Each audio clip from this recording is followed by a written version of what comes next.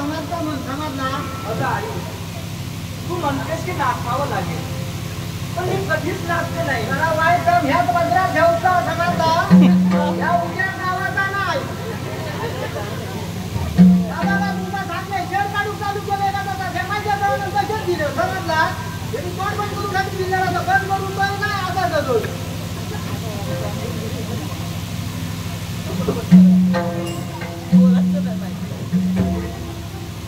अगं आई,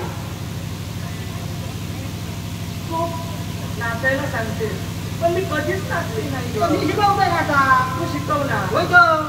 कसं नाचाय मला कळत नाही. हो मी तुला दाखवतोय तू तर माझ्या झोपड्यात तुला शिकवतोय कसा नाचायचा आता समजलं. असं चल